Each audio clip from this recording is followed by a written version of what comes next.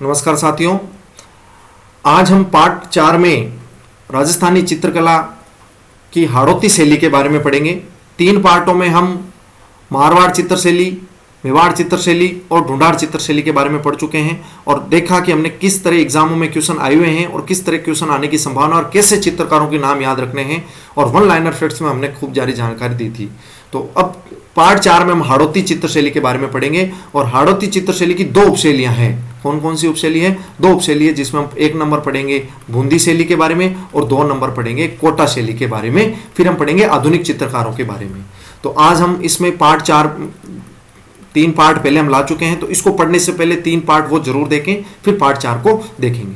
अब देखो बूंदी शैली के बारे में क्या क्या क्वेश्चन पूछे गए उसके बारे में हम देखेंगे कि बूंदी शैली का स्वर्ण काल पहले तो पूछा जाए तो आपको ध्यान रखना राव सुरजन सिंह हाड़ा का काल माना जाता है। ये इंपॉर्टेंट फैक्ट्स हो गया।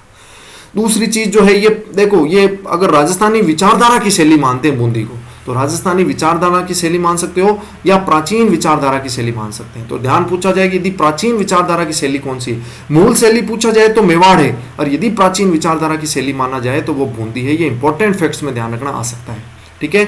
और बूंदी शैली जो है सर्वश्रेष्ठ शैली है, किसके बाद? किशनगढ़ शैली के बाद बूंदी जो शैली है वो सर्वश्रेष्ठ शैली है किशनगढ़ के बाद। तो किशनगढ़ 1 नंबर पे और बूंदी 2 नंबर पे, ठीक है। और बूंदी शैली पे किन किन का प्रभाव है? तो दक्षिण शैली का भी प्रभाव है, ईरानी शैली का भी प्रभाव है, मुगल शैली का भी है, मराठा शैली का भी समन्वय देखने को मिलता है।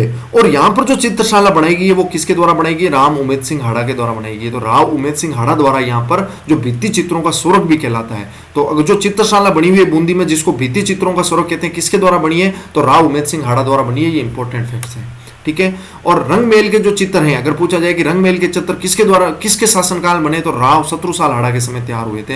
ये भी इंपॉर्टेंट फैक्ट्स है। और पशु पक्षियों का चित्रण, ये तो एग्जामों में बहुत बार आया हुआ है कि पशु पक्षियों का चित्रण किस चित्र शैली की विशेषता है, तो आपको ध्यान रखना है बूंदी है।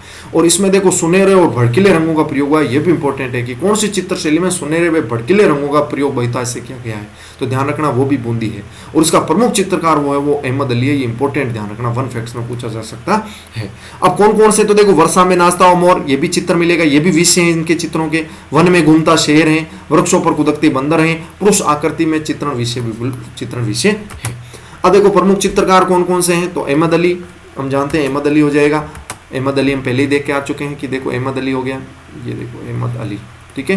तो अहमद अली हो जाएगा 1 नंबर पे, ठीक है। फिर आप ध्यान रखना सुरजन, ये भी इंपॉर्टेंट है 2 नंबर पे। फिर रामलाल, श्रीकृष्ण और साधुराम, ये 5 चित्रकारों का आपको नाम याद रखना है। अहमद अली, सुरजन, रामलाल, श्रीकृष्ण और साधुराम, ठीक है। फिर हम आ जाते हैं कोटा शैली के बारे में। अब कोटा शैली के बारे में इनका स्वर्ण काल जो रहा होगा वो रहा है कि पहले तो देखो कि सर्वाधिक चित्र जो उमेश सिंह के समय रहा हुआ है, और तो इसको इनका स्वर्ण काल कहते हैं। महाराजा राम सिंह के समय इसका स्वतंत्र विकास हुआ था।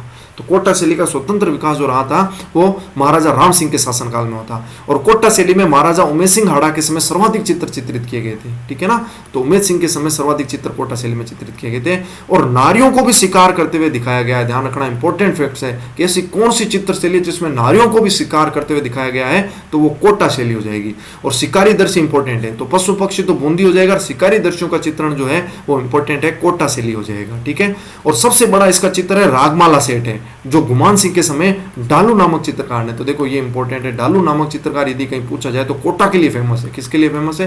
कोटा के लिए, जिसने सबसे बड़ा चित्र रागमाला सेठ जो है 1768 ईस्वी में महाराजा गुमान सिंह के समय बनाया था। अब इसके भी प्रमुख चित्रकार कौन कौन थे? 1 नंबर तो ये डालू ही हो गया, जैसे उसमें अहमद अली था। 2 नंबर इसमें नूर मोहम्मद हो जाएगा। 3 नंबर गोविंद राम हो जाएगा। 4 नंबर रघुनाथ दास हो जाएगा। और 5 नंबर लच्छीराम। उसमें भी 5 थे, इसमें भी 5 चित्रकार याद रखना है, ध्यान रखना इंपॉर्टेंट है ये सबसे ज्यादा चित्रकार, ठीक है।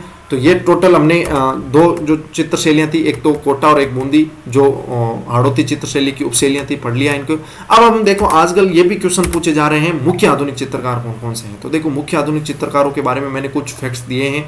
तो सर्वप्रथम हम पढ़ते हैं राम गोपाल विजयवर्गीय के बारे में। तो राम गोपाल विजयवर्गीय के बारे में तो एकल चित्र प्रदर्शनी लगाना इन्होंने प्रारंभ किया था, ठीक है। पद्मश्री ने मिल चुका है। और इनका मुख्य चित्र जो है अभिसार निशा है। ऐसा क्वेश्चन पूछा जाता है कि अभिसार निशा जो मुख्य चित्र है वो किसके द्वारा रचित है, तो ध्यान रखना वो राम गोपाल विजयवर्गीय द्वारा है। ऐसे ही गोवर्धन लाल बाबा है, जिनको भीलों का क्या कहते हैं? चित्तौरा कहते हैं। जैसे नाम से स्पष्ट हो रहा है तो ये भीलों के चित्रा है। और मुख्य चित्र इनका बरात है। उनका अभिसार निशा था, तो इनके मुख्य चित्र जो है बरात। इस पर क्वेश्चन आए हुए हैं, ये इंपॉर्टेंट है बरात वाला।